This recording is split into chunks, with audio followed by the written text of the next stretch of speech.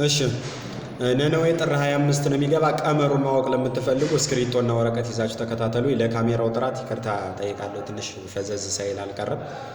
እንግዲህ የ2018 አበቅቴው እና መጥቁ እንደሚታወቀው በባለፈው እንደነገርኳችሁ ወንበር ሲባዛ በ11 ሲካፈል ለ30 ብለን አበቅቴውን፣ ወንበር ሲባዛ በ19 ሲካፈል ለ30 ብለን መጥቁን እናገኛለን። እና የ2018 ዓመተ ምህረት መጥቁ 18 ነው፣ አበቅቴው 12 ነው። መጥቅና አበቅቴ ትንሽ የሚረብሽ ድምፅ አለ ከኋላ። መጥቅና አበቅቴ ተደምረው ከ30 ይበልጡ፣ ከ30 ያንሱ።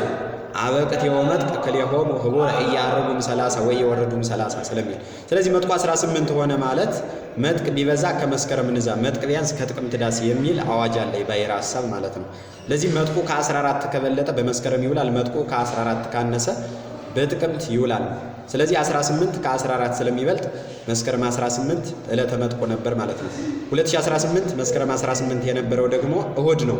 የእሁድ ተውሳክ ደግሞ 7 ነው። 18 እና 7 25 ይሆናል። ይህ መባጃ ሐመር ይባላል። ባጀ ማለት ቆየ ማለት ነው። ሐመር ማለት መርከብ ነው።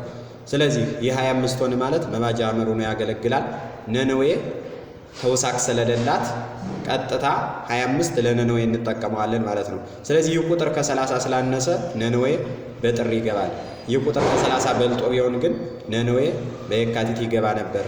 ይህ ቁጥር ከ30 ያነሰ ስለሆነ 25 ጥር 25 ነነዌ በዚህ ምክንያት ይገባል ማለት ነው። ጥር 25 የአብይ ጾም ተውሳክ ደግሞ 14 ነው።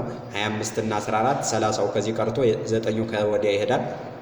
የካቲት 9 አብይ ጾም ይገባል ማለት ነው። ስለዚህ ባይራ ሐሳብን በዚህ መልኩ ነው ቅድስት ቤተክርስቲያን የምታስተምረው። አበቅቴውን መስራት ለምትፈልጉ፣ መጥቁን መስራት ለምትፈልጉ እያንዳንዱን ቀመር በእያንዳንዱ ቪዲዮ ሰርተን የምናቀርብላችሁ ወይም የማቀርብላችሁ ይሆናል ማለት ነው። ስለዚህ መልካም ጾም።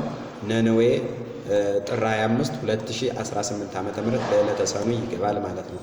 ስለዚህ ይህን ጾም ስንጾም የነነዌ ህዝቦች የጾሙት የነብዩ ዮናስን ደረቅ የሆነ ስብከት ሰምተው ነው። ደረቅ ስብከት ማለት ቀጥታ በ3 ቀን ነነዌ ትገለባበጣለች ነው ያላቸው። ይህ ደረቅ ስብከት ይባላል። ቅዱስ ዮሐንስ አፈወርቂ ምን ይላል?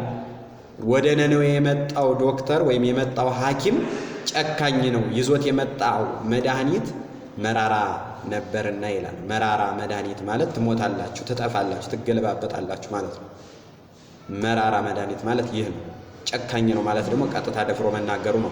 እነሱም እናት ጡት እንዳታጠባ፣ ሕፃናት ጡት እንዳይጠቡ፣ ጥጃ የእናቱን የላሚቱን ጡት እንዳይጠባ፣ እሳርም እንዳይግጡ እንስሳት ማለት ነው።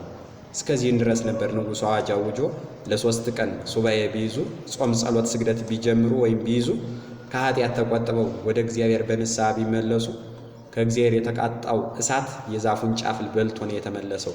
ለዛም ነው ኦ አባ ስረይ ሎሙ ኃጢአቶሙ እስመ በዚየ ኢያእምሩ ይገብሩ፣ አባቶ የሚያረጉትን አያውቁምና ይቅር በላቸው ይሉ ዘንድ የሚያበቃ ይህ አይነት ጸሎት፣ ይህ አይነት ሱባኤ ነውና ማለት ነው። ስለዚህ እኛም ይቅር ተባብለን ቂም ይዞ ጸሎት ሳል ይዞ ስርቆት ነውና በንስሐ ተመልሰን ወደ ጸሎት እንመጣ ዘንድ ግድ ይላል። ወስብሐት ለእግዚአብሔር።